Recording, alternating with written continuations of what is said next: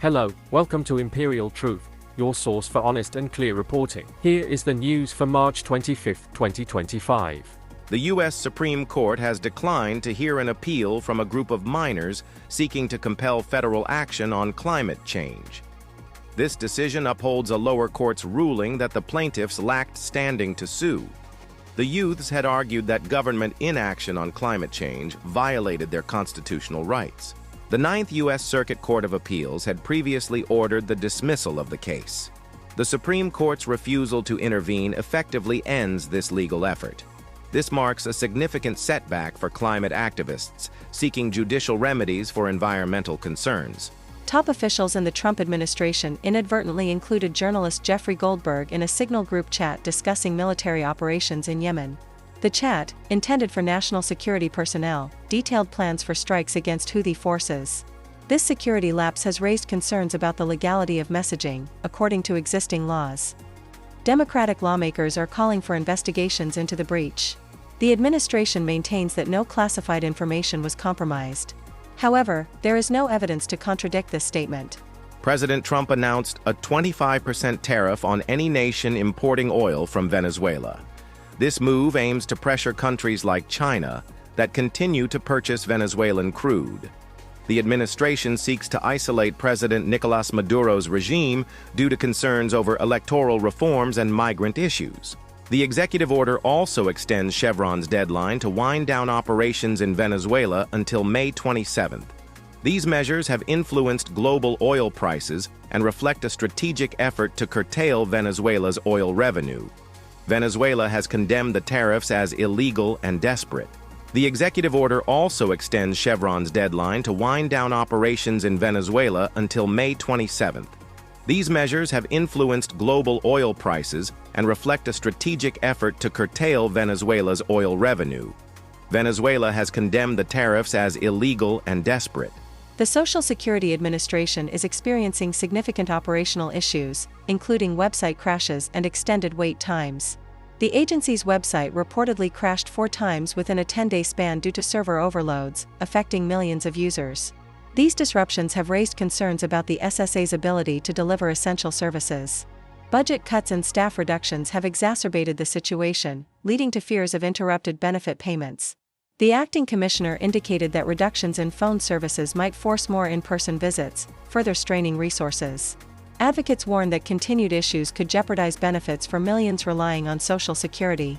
Following separate talks with the United States and Saudi Arabia, Russia and Ukraine have agreed to eliminate the use of force in the Black Sea. The agreement ensures safe navigation and prevents the use of commercial vessels for military purposes. This development aims to reduce regional tensions and promote maritime security. The accord reflects a commitment to peaceful engagement in the Black Sea region. Both nations have pledged to uphold these terms to facilitate stability and cooperation. The international community views this as a positive step toward de-escalation.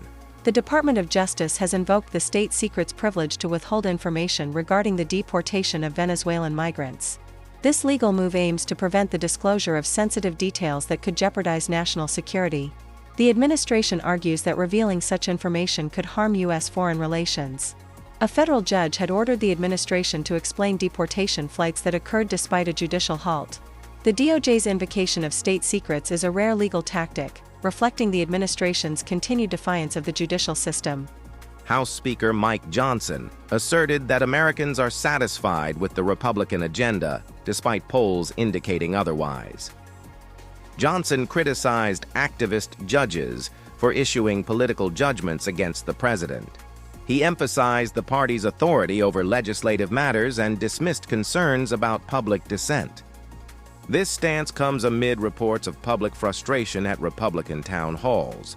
Constituents have expressed concerns over policy directions, contradicting Johnson's claims of widespread approval. It cannot be fully confirmed if Speaker Johnson is trying to portray calm in what can be seen as continued resistance from a majority of constituents. The accidental inclusion of journalist Jeffrey Goldberg in a group chat discussing Yemen war plans has led to increased scrutiny of Trump administration officials. Lawmakers are questioning the use of unsecured communication channels for sensitive information. The incident has sparked debates about national security protocols and potential breaches. Officials involved have faced calls for resignation from Democratic leaders. The administration maintains that no classified information was shared. However, the breach has raised concerns about the adequacy of current security measures. A recent MSNBC poll reveals that 80% of Americans oppose any plans to annex Canada and Greenland. The survey, conducted among 2,000 registered voters, indicates strong national resistance to territorial expansion. Analysts note that historical ties and geopolitical stability play significant roles in shaping public opinion. The study highlights a clear divide between expansionist rhetoric and the prevailing sentiment among U.S. citizens. Demographic breakdowns show consistent opposition across age groups and political affiliations. Experts warn that any future proposals in this direction could face substantial public backlash. According to a recent BBC report, American consumer confidence has fallen to its lowest level in 12 years. The survey, encompassing responses from over 3,000 households, reveals that only 25% of respondents are optimistic about economic prospects over the next year. This downturn is attributed to rising inflation, stagnant wages, and lingering supply chain issues.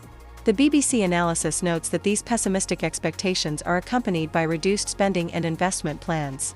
Economists warn that prolonged negative sentiment could further depress economic recovery efforts.